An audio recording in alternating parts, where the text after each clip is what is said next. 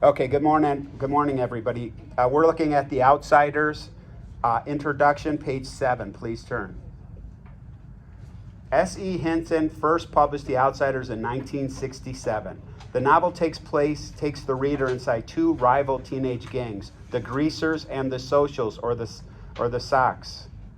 The Greasers live on the east side of town and come from a proper background. They wear their hair long and greased back. People in town disapprove of the Greaser. They call them juvenile delinquents, or JDs. Townspeople assume Greasers are bad whether they break the law or not. They judge these teens by how they look and their social background. The Sox live on the west side of town, a wealthy area. The Greasers think that the Sox have all the luck, and the townspeople believe the Sox are valuable members of society. In The Outsider, Hinton explores the idea that appearances can be deceiving. The reader learns that the Greasers and Sox are real people with similar problems, even though they come from different backgrounds. They all struggle. They all feel anger, hope, love, and fear. Yet both groups are trapped inside a cycle of violence. Hinton forces the reader to ask why these teens turn to violence again and again.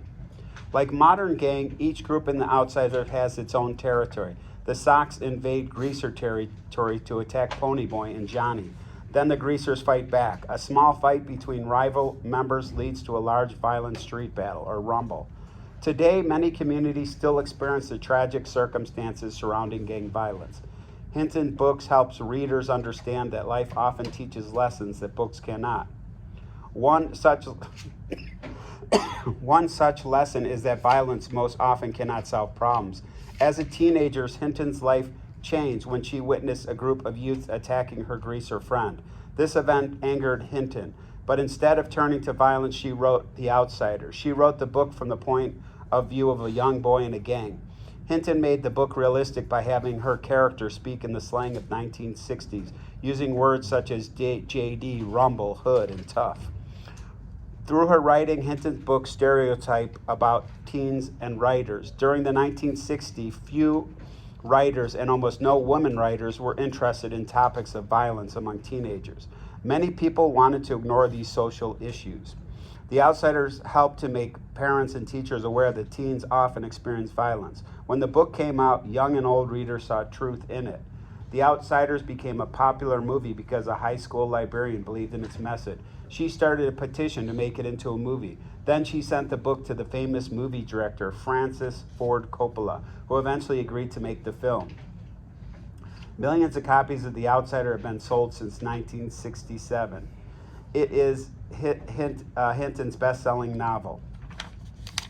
Okay, here's a letter from her.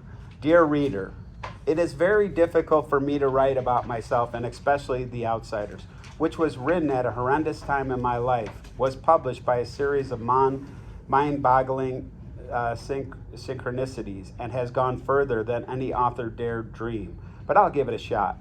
I wrote The Outsiders when I was 16 years old. Actually, I began it when I was 15, as a short story about a boy who was beaten up on his way home from the movies. But I didn't just write The Outsiders, I lived it. Looking back, I realized how important it was for me to have another life at that time, to be someone else, to deal with problems I had to face, and write my way to some sort of understanding and coping. This is all in hindsight. At the time, I was mad about the social situation in my high school. I desperately wanted something to read that dealt with realistically with teenage life. I knew I was going to be a writer. I loved to write. I began in grade school because I loved to read and liked the idea of making stories happen the way I wanted them to. By the time I was in high school, I had been practicing for years, so I was elated and not surprised when I received my publishing contract on the day I graduated from high school. The Outsiders has taken me places I never dreamed of going. It introduced me to people I would never have met otherwise. Although the names Patrick Swayze, Tom Cruise, Matt Dillon, Rob Lowe, C. Thomas Howell, Emilio Estevez, and Ralph Macchio are familiar to most people and conjure visions of movie stars and glamour, I remember a group of sweet, goofy, incredibly talented, and at the same time incredibly normal teenage boys. I was involved in every aspect of the filming the movie of The Outsiders, and the memory I cherish most of is of hanging out with my boys. I owe Francis Coppola a debt of thanks. not only for the respect, kindness, and friendship I personally received from him, but for the fact that he made the movie for the fans of the book. He shot a faithful adaptation, consulting me for everything from location to wardrobe, but it was the fans of the book he wanted to please. And as far as I know, he is the only director to go back and assemble a more complete movie, The Outsider, the complete novel DVD, because those fans asked him to. Fans, I received letters from every state, from dozens of foreign countries, from 12-year-olds and 40-year-olds, from convicts and policemen, teachers, social workers, and of course, kids. Kids who are living lives like those in The Outsiders. Kids who can't imagine living lives like those in The Outsiders. Kids who read all the time. One who never before finished a book. The letters saying, I love the book are good. The ones that say I never liked to read before and now I read all the time are better. But the ones that say The Outsiders changed my life and I read it 15 years ago and I realize how much it has influenced my life choices, frankly scares me. Who am I to change anyone's life? I guess the best reply is it's the book, not the author, and it's the message, not the messenger. A lot of the times I feel The Outsider was meant to be written, and I was chosen to write it. It's certainly done more good than anything I could accomplish on a personal level.